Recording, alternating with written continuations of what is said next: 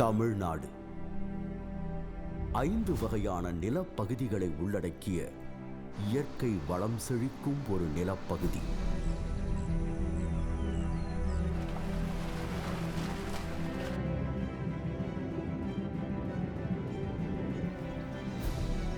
தமிழக நிலப்பரப்பானது தொன்மையான மொழி,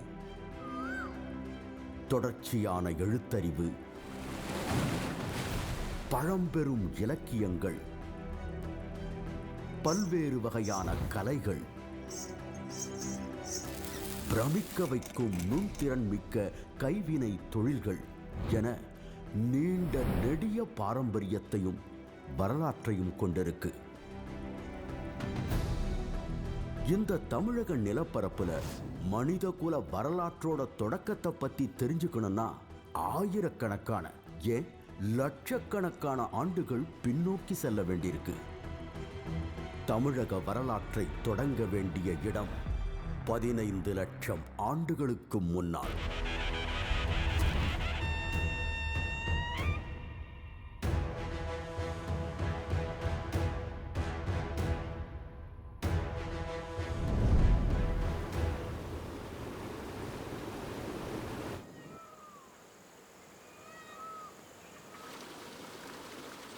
கோர்த்தலியார் வேலி அப்படின்ற குறிப்பிடுகிற அந்த ஆற்று படுகைகளில் பல்வேறு இடங்களில் வந்து கற்கால மனிதர்கள் வாழ்ந்த தடயங்கள் கிடைத்திருக்கு.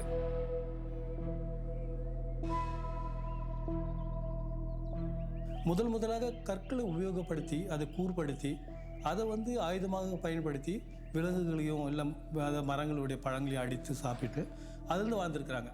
ஹேண்டாக்ஸ்னு சொல்லக்கூடிய ஒரு கற்கருவியை இவர்கள் உருவாக்கி இருக்கிறார்கள். அதுபோல் கிளீவர் எனப்படும் ஒரு கிழிப்பான் அப்படின்ற ஒரு கருவி, அது போன்ற பல வகையான கருவிகளை இந்த கால மக்கள் உருவாக்கி இருக்கிறார்கள். இந்த காலகட்டத்தை தான் பேலியோலித்திக், அதாவது பழங்கற்காலம் அப்படின்னு சொல்கிறோம். இவங்க வந்து இயற்கையாக காட்டில் கிடைக்கக்கூடிய அந்த விலங்குகளை வேட்டையாடி உணவுகளை சேகரித்து, தாவரம், பழங்கள், கொட்டைகள், இது மாதிரி அந்த இதை சேகரித்து வாழ்ந்து வந்திருக்காங்க. இயற்கையாக இருக்கிற குகைகள், பாறை மறைவிடங்கள், அங்கே தான் வாழ்ந்திருக்காங்க.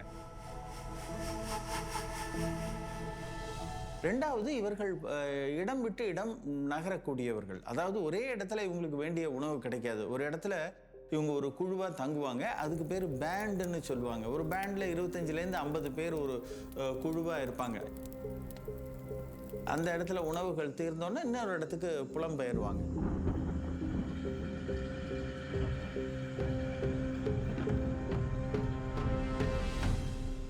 அதுக்கு அடுத்த காலகட்டங்கள் வந்து நுண்கருவிகளை உபயோகப்படுத்தி அவங்க வாழ்க்கை முறையை மாற்றியிருக்கிறாங்க. முக்கியமான ஒரு இது என்னன்னா, கருவிகளுடைய அளவு சிறியதாவது, அந்த ஒரு மாற்றம் நடக்குது. இவர்கள் சிறிய சிறிய கருவிகளை பயன்படுத்துகிறார்கள். இந்த விலங்குகளை வந்து கீறி எடுக்கிறது, அது தோலை எடுத்து ஆடையை அணிவிக்கிறது, அதுக்கப்புறம் மீன்களை பிடிக்கிறது, அதுக்கப்புறம் அதையே வந்து ஒரு அரிவாள் மாதிரி செய்து தாவரங்களை அறிகிறது, இந்த மாதிரி வேலைகளெல்லாம் உபயோகப்படுத்திருக்காங்க. டெம்பரரியாக அங்கங்கே வாழற அந்த ஒரு இதுவும் நம்ம பார்க்குறோம். நுண்கற்காலமுடைய தடயங்கள் பல்வேறு இடங்கள் தமிழில் கிடைச்சாலும் அதிகமாக வந்து தேரி சைட் அந்த பகுதியில் பார்த்தீங்கன்னா பரவலாக வந்து அந்த இடங்களில் வந்து அந்த நுண்கற்கால மக்கள் வாழ்ந்ததுக்கான தடயங்கள் கிடைச்சிருக்கு.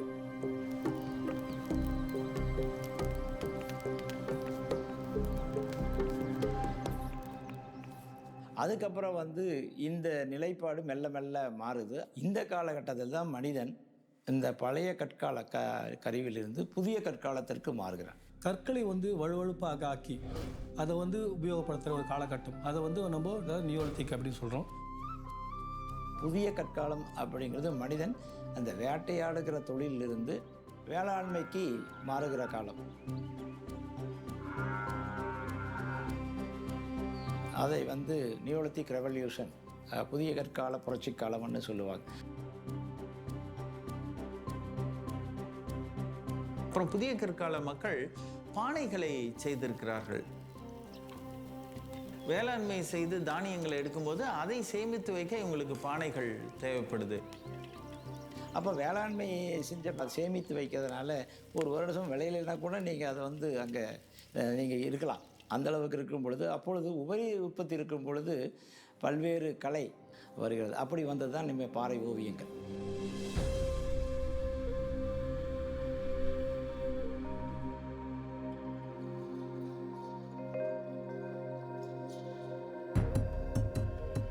இரும்பு தாதுகளை கண்டறிந்து இரும்பு உருக்கி முதலாக இரும்பு உபயோகம் வந்த காலம் வந்து மனித வரலாற்றிலே ஒரு மிக முக்கியமான ஒரு காலகட்டமாக கருதப்படுகிறது.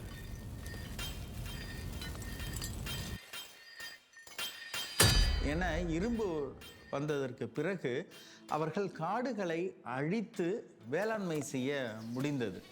அப்போ இரும்பு வந்ததுக்கு அப்புறம் வேளாண்மை மற்றும் ஆடு மாடு மேய்த்தலுடைய பெருக்கம் அதிகமானதுன்னு சொல்லலாம். இவர்கள் வந்து பெரிய ஊர்களில் வாழ்ந்திருக்கிறார்கள். எளிமையான வீடுகள், அதாவது அழியக்கூடிய பொருள் களிமண் மரக்குச்சிகளை பயன்படுத்தி வீடுகள் கட்டி வாழ்ந்திருக்கிறார்கள். ஆனால் இறந்தவங்களுக்கு மட்டும் நிறைய மென்கர், குத்துக்கல், கற்பதுக்கை, ஸ்டோன் சர்க்கிள், கல்வட்டம், தாழின்னு பலவிதமான அந்த ஈம சின்னங்களை உருவாக்கி இருக்கிறார்கள்.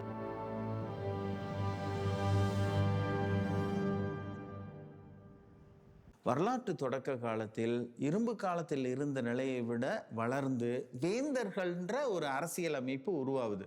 இதான் இப்போ மூவேந்தர்கள்னு சொல்கிறோம் இல்லையா, சேர சோழ பாண்டியர்கள். அவர்கள் பெரிய அளவு பகுதிகளை இவர்கள் கட்டுப்படுத்துகிறார்கள். ஒவ்வொரு வேந்தருடைய நிலப்பரப்புலையும் பார்த்தீங்கன்னா ஒரு தலைநகரம் இருக்கும், ஒரு துறைமுகம் இருக்கும். இந்த காலகட்டத்தில் தான் முதல்ல எழுத்து அறிமுகப்படுத்தப்படுகிறது. தமிழ் பிராமி அல்லது தமிழி எனப்படும் எழுத்து அறிமுகப்படுத்தப்படுகின்றது.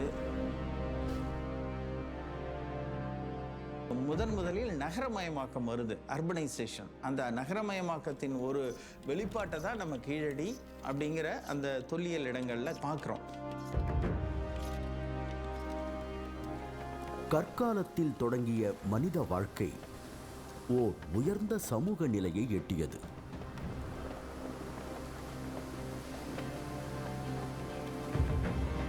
இந்த மனிதகுல வளர்ச்சிக்கு தமிழக நிலப்பரப்போட நீர்வளமும் ஒரு மிக முக்கியமான காரணம்.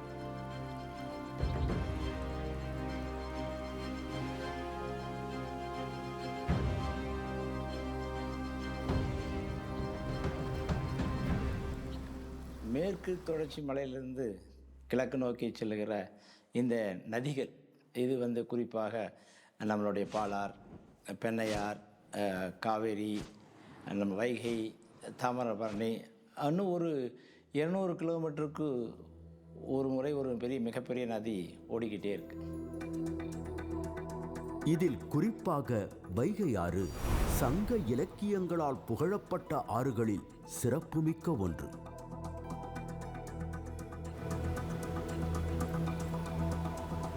வைகை ஆற்றங்கரையில் மனித நாகரிக வளர்ச்சிக்கான தடயங்கள் புதிய கற்காலத்திலிருந்தே கிடைக்கின்றன. புதிய கற்காலத்தை சேர்ந்த பாறை ஓவியங்களின் தொடர்ச்சியாக இரும்பு காலத்தை சேர்ந்த பெருங்கற்படை சின்னங்களும் கிடைக்கின்றன.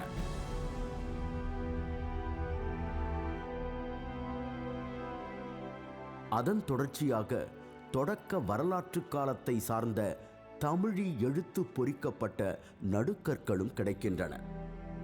இந்த நடுக்கற்கள் இந்தியாவிலேயே தொன்மையானவை. நடுக்கற்கள் மட்டுமில்லாம தமிழி எழுத்து பொறிக்கப்பட்ட பாறை கல்வெட்டுகளும் ஏராளமாக கிடைக்கின்றன.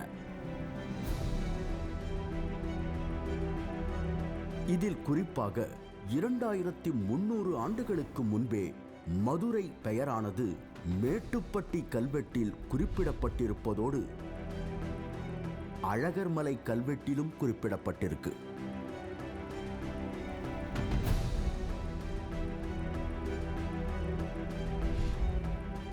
அதேபோல மாங்குளம் தமிழி கல்வெட்டில் நெடுஞ்செழியன் எனும் சங்ககால பாண்டிய மன்னனின் பெயர் பொறிக்கப்பட்டிருப்பது மிகவும் சிறப்புமிக்கதாகும். இவை எல்லாவற்றுக்கும் மேலாக உலக தமிழர்கள் அனைவரையும் பெருமை கொள்ள வைத்த ஒரு தொல்லியல் களமும் இந்த வைகை ஆற்றங்கரையில தான் இருக்கு. கீழடி. தொல்லியல் மற்றும் மரபு குறித்தான ஆர்வத்தை தமிழ்நாட்டில் புத்தாக்கம் பெறச் செய்த ஒற்றைச் சொல் கீழடி. ஒன்றிய அரசு தொல்லியல் துறையால் 3 கட்டங்களில் நடத்தப்பட்ட அகழாய்வுகளுக்கு பின் தமிழ்நாடு அரசு தொல்லியல் துறை 5 கட்டங்களில் விரிவாக நடத்திய தொல்லியல் அகழாய்வு முடிவுகளில் நகர நாகரிகத்திற்கான கூறுகளாக சொல்லப்படும் செங்கல் கட்டுமானங்கள், வணிகம், தொழில்நுட்பம், எழுத்தறிவு, மேம்பட்ட சமூக வாழ்க்கை போன்ற அனைத்து சான்றுகளும் கீழடியில் வெளிப்பட்டுள்ளன. இந்த தொல்லியல் சான்றுகள் 2600 ஆண்டுகளுக்கு முற்பட்டது என்பதை அறிவியல் அடிப்படையிலான காலக்கணிப்பு முடிவுகளும் உறுதி செய்கின்றன.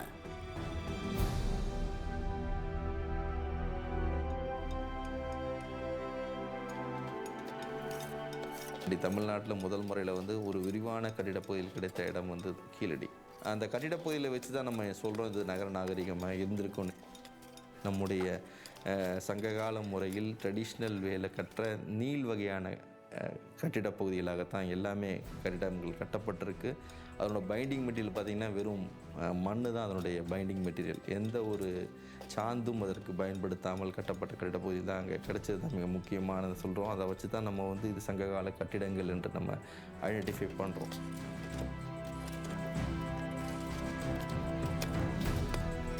இது மட்டுமல்லாமல் இரும்பு பொருட்கள், விலை உயர்ந்த மணிகள், பல வகையான மட்கலன்கள், நெசவு தொழிலுக்கான தக்களிகள் என தொழில்கள் சார்ந்த சான்றுகள் கீழடியில் கிடைக்கின்றன. மேலும் அரிட்டைன், ரவுலட்டட் வேர் போன்ற அயலக பானை ஓடுகளும், ரோம் நாட்டு நாணயங்களும், கிமு 5ஆம் நூற்றாண்டைச் சார்ந்த கங்கை சமவெளி நாணயங்களும் கிடைக்கின்றன. குறிப்பாக வந்து மௌரியர் காலத்துக்கு முன்னால் இருந்து இந்த நாணயங்கள் இங்கு நம்ம கிடைக்கிறனால கண்டிப்பாக அந்த காலகட்டத்திலிருந்து அது தொடர்ந்து ஒரு வணிக நகரமாக செயல்பட்டிருக்கலாம் என்பதற்கான ஆதாரமாக தான் இங்கே நம்ம இந்த கீழடி நம்ம பார்க்குறோம். அதே போல குறியீடுகள் பொறித்த பானை ஓடுகளும், அதன் தொடர்ச்சியாக தமிழி எழுத்து பொறிக்கப்பட்ட பானை ஓடுகளும் கீழடியில் ஏராளமாக கிடைக்கின்றன. இதிலிருந்து ஒரு கீழடியில் நமக்கு என்ன தெரியுதுன்னா, ஒரு எழுத்தறிவு படைத்த ஒரு சமுதாயம் அங்கு வாழ்ந்திருக்க வேண்டும் என்பதற்கான ஒரு ஆதாரம் கிடைக்குது.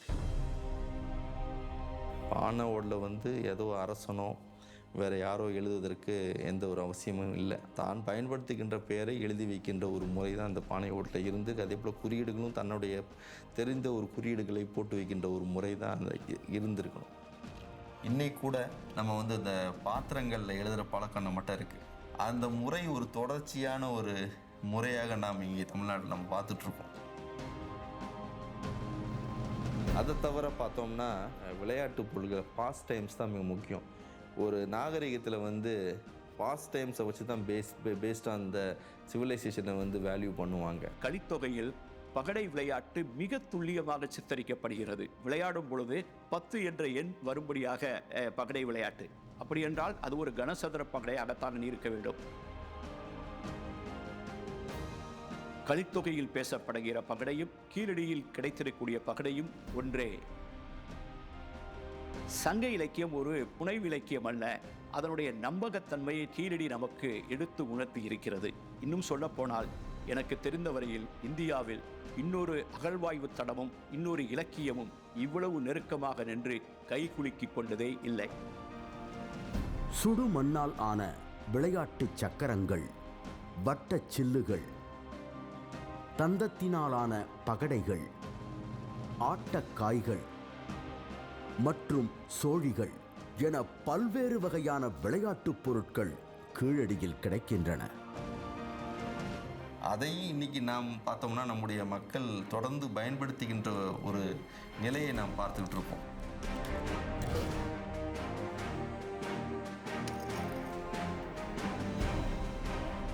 தமிழகத்தினுடைய பண்பாட்டு மேன்மைக்கு காரணம் அதன் தொன்மை மட்டுமல்ல, அதன் தொடர்ச்சியும் கூட. 2600 ஆண்டுகளுக்கு முன்பே முழு வளர்ச்சி நிலையை அடைந்த நகர நாகரீகம் இருந்ததற்கான சான்றுகளை வெளிப்படுத்தியதன் மூலம் கீழடி உலகிற்கு உரைப்பது யாதெனில், தொன்மையை போற்றியும் புதுமையை ஏற்றும் என்றென்றும் உயர்நிலை சமூகமாய் வாழும் நிலப்பரப்பு தமிழ்நாடு.